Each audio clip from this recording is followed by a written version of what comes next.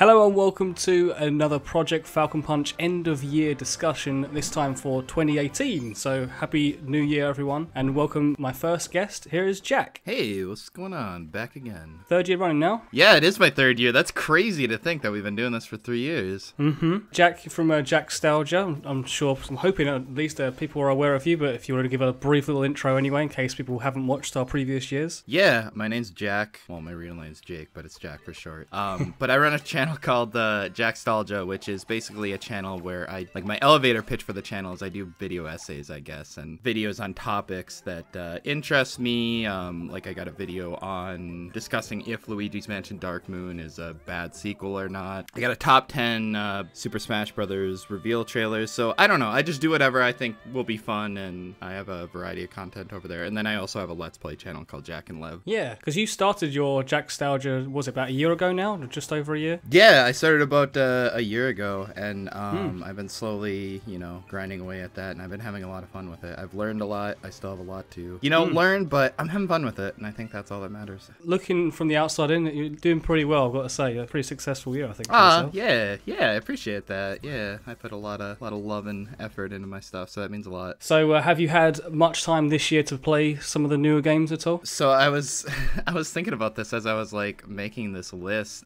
It was a good year for games, but compared to last year, not much came out really. And I also didn't get to play as much as I did last year, but still a lot of good stuff came out. Yeah, I feel like that this year is more of there's a bunch of good games, whereas last year there was a few outstanding ones. But yeah. Well, yeah, I mean last year we got a big Mario and a big Zelda in the same year. Yeah. I don't think it's gonna be pretty hard to compete with that. Yeah, I know you love Persona as well, so that was a big one. Oh yeah, exactly. Do you want to dive right into it? What is your number 5 pick for 2018? Yeah, of course. So if you guys watched last year's list, my first pick won't be a surprise because I kind of alluded to it at the end. My first pick is Kirby Star Allies. Nice. I know you're a big Kirby fan. I was really excited for this going into 2018 because, yeah, I'm a big Kirby fan, and it looked like it was going to be the Kirby game we've been asking for, because it was bringing back multiplayer. It was bringing back the combining copy abilities, which was a big feature in Kirby Crystal Shard. But the reason why it's not higher on my list, it's a good Kirby game, but I also feel like it's the weakest Kirby game we've gotten in a while. Doesn't really do anything new, does it? Yeah, exactly. It just kind of treads old ground, and it doesn't do anything new with these old concepts. Whereas a game like Kirby Planet Robobot, which I believe was on my list for either last year or the year before, that had the mech gimmick, and it did a lot of interesting stuff with that gimmick, and a lot of levels were built around that. This game, not so much. It's they tried to focus the most on the multiplayer aspect, but I personally feel like that's the weakest part of the game. I've played only the demo so far, but it seems like it's, in terms of gameplay, it feels very similar to the one on the Wii. Was it Return to Dreamland, wasn't it? Yeah, and I think that's what they were going for. The problem I have with it is when you have just one partner or one friend playing with you, it's fine. But when you have 4 people on screen at the same time, it can get really chaotic and just kind of hard to follow. The new Super Mario Brothers problem. Exactly. It's got that exact problem. And so, I still really enjoyed it, especially with all the DLC they added. But yeah, overall, really good game, just not the best Kirby game, I guess. Oh, fair enough. What have you got then for your number 4? Number 4 was actually a surprise for me because I wasn't expecting to enjoy it as much as I did going into it.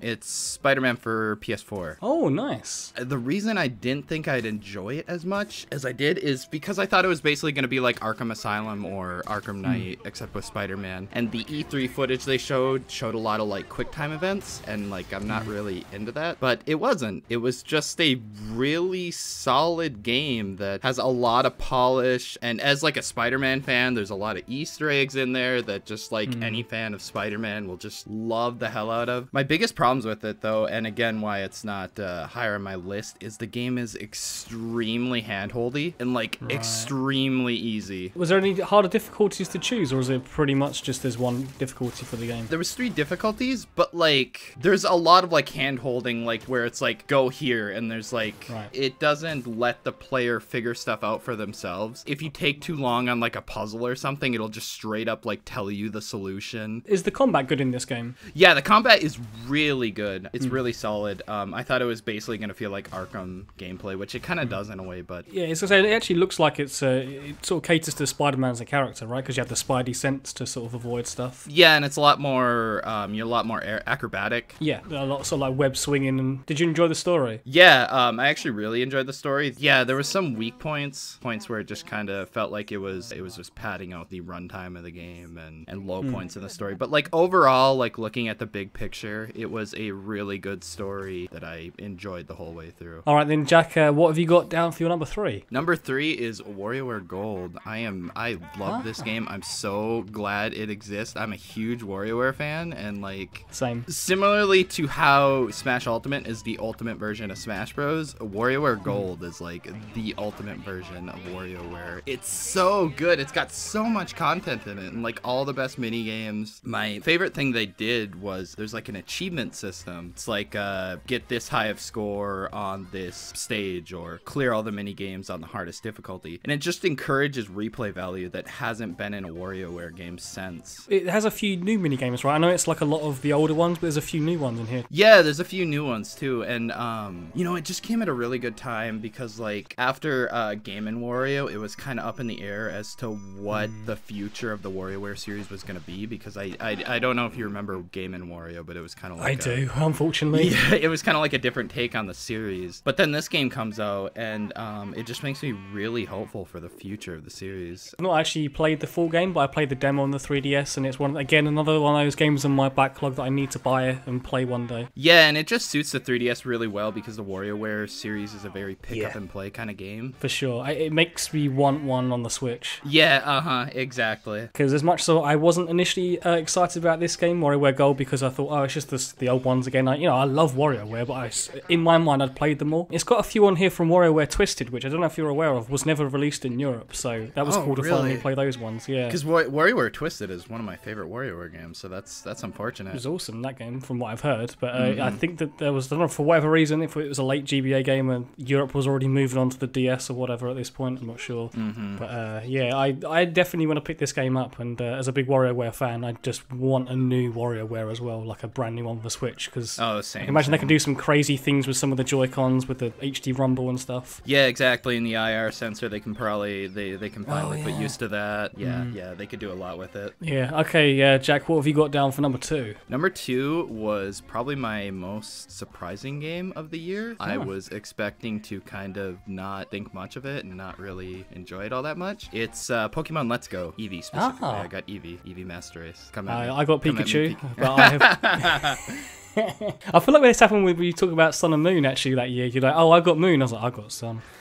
So just to kind of like give some backstory on this, I am not a big Pokemon fan in terms of the games. I enjoy Pokemon Moon, but only to a certain extent. I've just never been able to understand the appeal of the games fully and understand why it's such a big phenomenon. But Pokemon Let's Go, I initially thought it was just going to be a watered down Pokemon game, but it really is kind of like the perfect game for somebody to be introduced to the series. And like it was able to show me why it's so exciting to go around this world and catch these Pokemon, and why trying to catch them all is so exciting. Have you played the originals at all? Yes, I did. I did play the originals when I was really young, and even back then I couldn't really get into them. But this one, it just like instantly clicked. It's just, I don't know, it's just exciting to like go around the world and catch Pokemon. And yeah, my favorite feature is just seeing them in the wild now, like just seeing a Ponyta just gallop through the grass. It's like someone who's grown up with this series, that would have blown my little mind if I'd seen like that you can run into wild Pokemon now. They're not just random encounters. Yeah, and that's probably the feature I really hope they keep for the next mainline Pokemon game. They probably won't, because it's a staple of Pokemon to have random encounters. But I hate random encounters in RPGs, and that was probably the best like quality of life thing they added to Pokemon Let's Go, is being able to see the Pokemon on the overworld. Yeah. Did you play Pokemon Go at all, or were you like linked up your account? I haven't tried to link up my account with Let's Go, but I did play quite a bit of Pokemon Go back when it was first released. Fair enough. But I do want to go back to it now that I've enjoyed Pokemon Let's Go so much. I want to try and give it another try. All right then, Jack, what have you got down as your favorite game of 2018? I mean, like, is it even a surprise? Like, I'm a huge Nintendo fan. I'm pretty sure everybody, like, you could guess what my number 1 is. It's Smash Ultimate. How couldn't it be? Yeah, of course.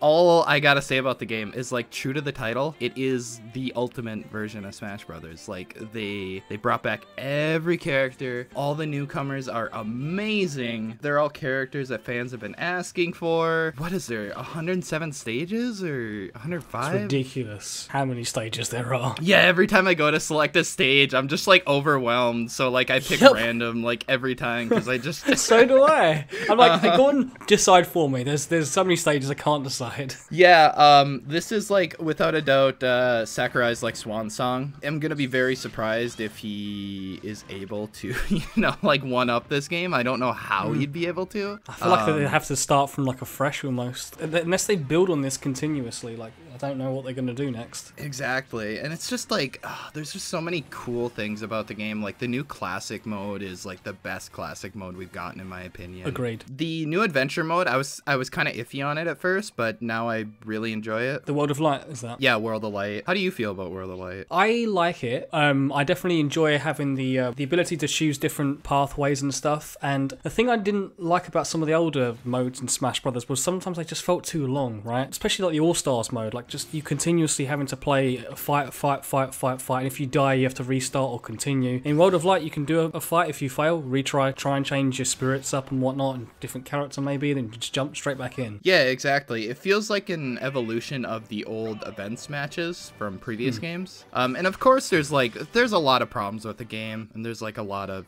stupid Nintendo decisions, mostly with the online. That's a whole rabbit hole that I'm not going to get I've into. not played that yet. The online is not the greatest, but I mean, it's Nintendo, so I guess was I expecting?